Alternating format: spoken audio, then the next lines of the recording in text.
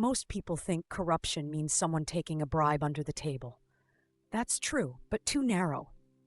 Corruption in public administration means the misuse of public power, public office, public money, or public resources for private benefit. In simple words, corruption happens when a person who is supposed to serve the public starts serving himself, his family, his friends, his political group, or his business network instead. It can happen through bribery, favoritism, fake contracts, illegal commissions, misuse of funds, nepotism, fraud, ghost employees, weak procurement, or simply delaying work until someone pays. Think about a basic public service. A citizen applies for a license, a certificate, a hospital bed, a police report, or a government approval. In a clean system, the service should be based on rules, eligibility, and fairness. But in a corrupt system, the service depends on contacts, money, pressure, or political influence. The poor person waits. The connected person moves ahead. The honest citizen suffers. The corrupt actor wins.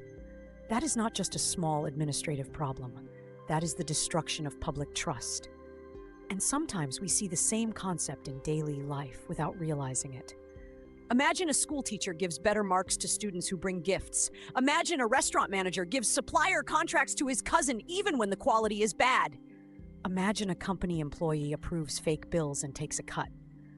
These are not government examples, but the logic is the same. Someone is trusted with responsibility, but uses that responsibility for personal benefit. In public administration, the damage is much bigger because the money and power belong to the public. Corruption survives because systems create opportunities for it.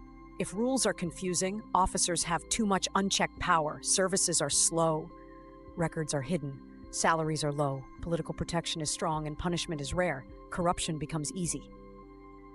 It does not always happen because people are bad by nature. It often happens because the system rewards dishonest behavior and punishes honest behavior. If a corrupt officer gets promoted and an honest officer gets isolated, the message is clear.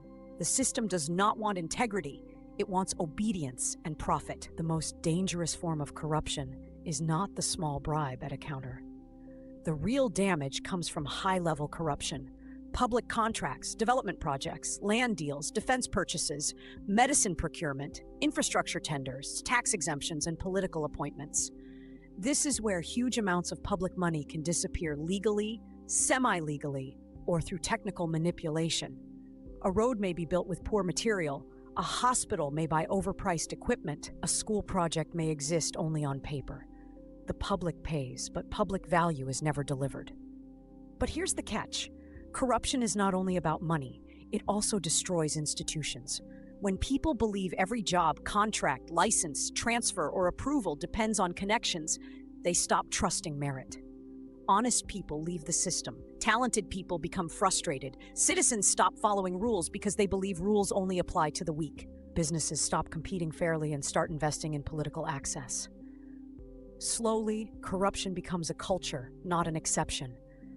This is why fighting corruption is harder than giving speeches about honesty. You cannot fix corruption only by saying be ethical. You need systems that reduce opportunities for abuse. Clear rules, digital records, transparent procurement, independent audits, strong courts, protected whistleblowers, public access to information, merit-based recruitment, faster services, rotation of sensitive posts, real punishment for powerful people, not just small scapegoats. And here is the brutal truth.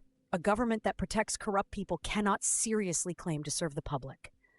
If corruption is tolerated at the top, anti-corruption campaigns at the bottom are mostly drama. Citizens notice this. They know when only we weak people are punished and powerful people escape. That selective accountability does not fight corruption. It teaches people that corruption is acceptable if you are powerful enough. So corruption in public administration is not just a moral issue. It is an administrative failure, an institutional failure, and a development failure. It makes public services slower, more expensive, more unfair, and less trustworthy. It steals money from schools, hospitals, roads, welfare, safety, and future generations. At the Learning Studio, we will not study corruption as just bad people taking bribes. We will understand it as a system problem, created by weak rules, hidden power, poor accountability, political protection, and public silence. Because once you understand corruption properly, you stop asking only who took the money and start asking the better question: which system allowed this corruption to happen and who benefited from keeping it that way?